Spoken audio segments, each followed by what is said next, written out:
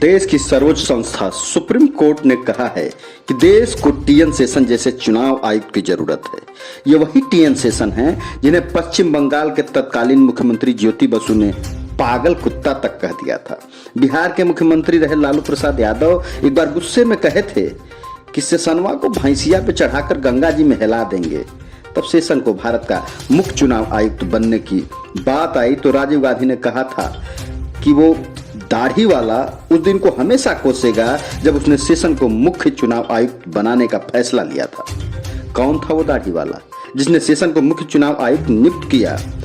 लालू और शेषन के बीच इतनी तल्लखी क्यों थी? इस एपिसोड में वे सारे किस्से जानेंगे, बताएंगे कि क्यों कहा जाता था राजनेता या तो भगवान से डरते थे या फिर शेषन से। समझने की कोशिश करेंगे कि आखिर क्यों सुप्रीम कोर्ट को शेषन की जरूरत महसूस हो रही है। समय था 1995। 1995 में बिहार विधानसभा के चुनाव होने थे। उस समय बिहार में बूथ कैप्चरिंग की घटनाएं आम थीं और निष्पक्ष चुनाव कराना इतना आसान नहीं था। लिहाजा शेषन ने बिहार विधानसभा का चुनाव टाल दिया। इससे तत्कालीन मुख्यमंत्री लालू प्रसाद यादव काफी नाराज हुए। उन्होंने शेषन को अपने अंदाज में कोसते हुए कहा था कि शेषनवा पगला सांड जैसा कर रहा है, मालूम नहीं कि हम रस्सा बांध के खटाल में बंद कर सकते हैं। हद तो तब हो गई जब शेषन ने बिहार विधानसभा का चुनाव चौथी बार टाल दिया। इससे तिल मिलाए लालू प्रसाद यादव ने तब के बिहार के मुख्य चुनाव आयुक्त रहे आरजेएम पिल्लई को फोन लगा दिया। पिल्लई ने जैसे ही फोन उठाया लालू भड़क गए। लालू ने फोन पर ही कहा कि पिल्लई, हम तुम्हारा चीफ मिनिस्टर है और तुम हमारा अफसर है। इसे सनवा बीच में कहां से टपकता रहता है, फैक्स भेजता रहता है। हम सब फैक्स वैक्स उड़ा देंगे, बस चुनाव हो जाने दो। शेषनवा को भैंसिया पे चढ़ा के गंगा जी में हिला देंगे। इसका जिक्र पत्रकार शंकरसर ठाकुर ने अपनी किताब बंधु बिहारी में किया है। दरअसल टीएन शेषन को भारत का मुख्य चुनाव आयुक्त बनने के लिए सुब्रमण्यम स्वामी ने मनाया था। हालांकि इससे पहले कैबिनेट सचिव रहे विनोद पांडे ने भी उन्हें यह प्रस्ताव दिया था, लेकिन शेषन ने विनोद के प्रस्ताव को टालते हुए कहा था, विनोद तुम पागल तो नहीं हो गए हो? कौन जाना चाहेगा निर्वाचन सदन में? लेकिन जब सुब्रमण्यम स्वामी ने ये प्रस्ताव शेषन के पास ले करके रखा तो मान गए, मना नहीं कर पाए, क्योंकि सुब्रमण्यम स्वामी 60 के दशक में शेषन को हार्वर्ड यूनिवर्सिटी में पढ़ा चुके थे। ऐसे में स्वामी और शेषन के बीच गुरु और शिष्य का रिश्ता था। हालांकि शेषन ने स्वामी से जरूर कहा कि वो कुछ लोगों से परामर्श लेने के बाद अपनी स्वीकृति देंगे। टीएन शेषन की जीवनी शेषन एन इंटीमेट स्टोरी लिखने वाले वरिष्ठ पत्रकार के गोविंदन कुट्टी बताते हैं कि स्वामी के जाने के बाद शेषन ने राजीव गांधी को फोन मिलाया। राजीव गांधी ने जैसे ही फोन उठाया तो शेषन ने कहा कि वो तुरंत उनसे मिलना आना चाहते हैं। जब वो उनके पास पहुंचे तो राजीव गांधी अपने ड्राइंग रूम में थोड़ी उत्सुकता के साथ उनका इंतजार कर रहे थे। शेषन जैसे ही पहुंचे तो राजीव गांधी ने अपने एक सहकर्मी को जोर से आवाज लगाई कि फैटमैन इज हियर, क्या आप हमारे लिए कुछ चॉकलेट भिजवा सकते हैं?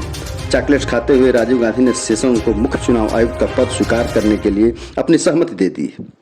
लेकिन वो इससे बहुत खुश नहीं थे। जब वो शेषन को दरवाजे तक छोड़ने आए तो उन्होंने उन्हें छेड़ते हुए कहा कि दाढ़ी वाला शख्स उस दिन को कोसेगा जिस दिन उसने तुम्हें चुनाव आयुक्त बनने का फैसला किया था। दाढ़ी वाले शख्स से राजीव गांधी का मतलब प्रधानमंत्री चंद्रशेखर से था, क्योंकि चंद्रशेखर के कहने पर ही सुब्रमण्यम स्वामी ने शेषन को मुख्य चुनाव आयुक्त के लिए मनाया था। सुब्रमण्यम स्वामी उस समय चंद्रशेखर के कैबिनेट में कानून मंत्री थे। शेषन देश के 10वें मुख्य चुनाव आयुक्त बने। शेषन ने चुनाव आयुक्त बनने के साथ ही फर्जी वोटरों पर लगाम लगाने के लिए सरकार को एक प्रस्ताव भेजा। इस प्रस्ताव में कहा गया था कि मतदाता पहचान पत्र पर वोटर्स की फोटो लगाई जाए, जिससे फर्जी वोटर्स को रोका जा सके। इस प्रस्ताव का सरकार और नेताओं ने जमकर विरोध किया। सरकार ने साफ मना कर दिया कि भारत में इतनी खर्चीली व्यवस्था संभव नहीं है।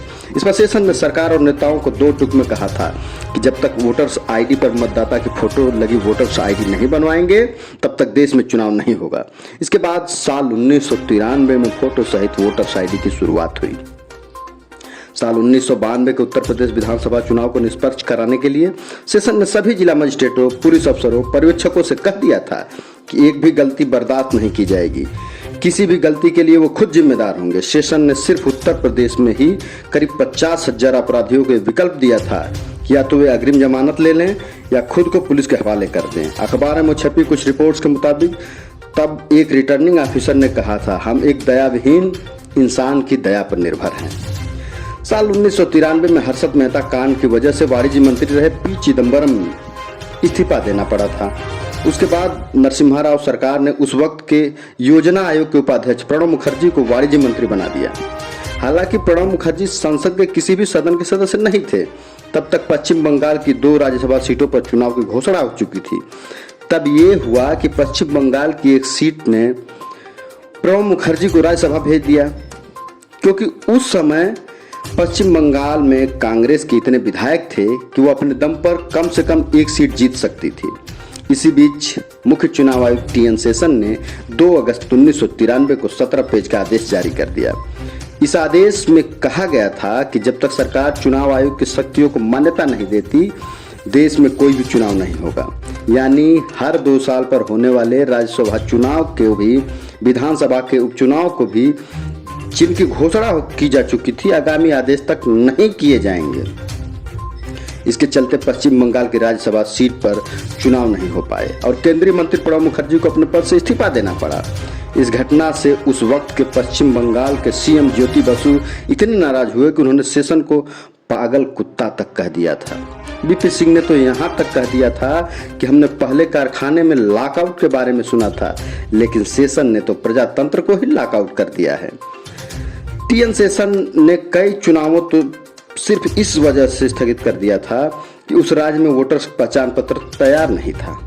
शेषन के सबसे हाई प्रोफाइल शिकार थे हिमाचल प्रदेश के तत्कालीन राज्यपाल गुलशेर अहमद। चुनाव आयोग द्वारा सतना का चुनाव स्थगित करने के बाद उन्हें अपने पद से इस्तीफा देना पड़ा था। गुलशेर अहमद पर आरोप था कि उन्होंने राज्यपाल पद पर रहते हुए अपने पुत्र के पक्ष में सतना चुनाव क्षेत्र में चुनाव प्रचार किया था। उसी तरह राजस्थान के तत्कालीन राज्यपाल बलिराम भगत को भी शेषन का कोपभाजन बनना पड़ा था। जब उन्होंने बिहार के एक अफसर को पुलिस का महानिदेशक बनाने की कोशिश की थी, शेषन की एक और उपलब्धि थी जिसमें उम्मीदवारों के चुनाव खर्च को कम करना था। उनसे एक बार एक पत्रकार ने पूछा कि आप हर समय कोड़े का इस्तेमाल क्यों करना चाहते हैं। इस पर शेषन ने जवाब दिया था कि मैं वही कर रहा हूं जो कानून मुझसे करवाना चाहता है, उससे न कम न ज्यादा। अगर आपको कानून नहीं पसंद तो उसे बदल दीजिए, लेकिन जब तक कानून है मैं उसको टूटने नहीं दूंगा। टी एन शेषन ही थे जिन्होंने देश के आम आदमी को चुनाव आयोग की ताकत का एहसास कराया। जब मुख्य चुनाव आयुक्त रहे तो उन्होंने कहा, आई ईट पॉलिटिशियन फॉर ब्रेकफास्ट, यानी मैं नाश्ते में राजनीतिज्ञों को खाता हूँ। आज चुनाव आयोग पर सुप्रीम कोर्ट की जो टिप्पणी आई है, वीवीपैट से लेकर के ईवीएम तक जो सवाल उठ रहे हैं, चुनाव आचार संहिता का जिस तरह से टॉप लेवल के नेता उल्लंघन कर रहे हैं और उस पर जैसी प्रतिक्रिया आयोग की है, उससे लगता है कि देश को फिर एक टी एन शेषन की जरूरत है। क्या चुनाव के तौर तरीकों में जंग लग गया है? आखिर सुप्रीम कोर्ट क्यों चिंतित है? क्या वह निर्वाचन आयोग के तौर तरीकों से संतुष्ट नहीं है? क्या देश में टी एन शेषन जैसे अधिकारियों की कमी है? सब पर बात करेंगे। तब तक के लिए जय हिंद। सियासत कहाँ नहीं है, चौखट से पनघट तक, चाय की अड़ी से बाजार की बैठक तक, अकेली जिंदगी से भीड़ की जमघट तक, हर जगह सियासत और हर किरदार सियासी है। सड़क से संसद तक चहकती सियासत तो कहीं उदासी है। यह सियासत किसी पर हुकूमत चलाती तो किसी के चरणों की दासी है। हम आजाद लोकतंत्र की इस श्रृंखला सियासत की बदकही में सुनेंगे सियासत के सतरंगी किरदारों के अतरंगी किस्से।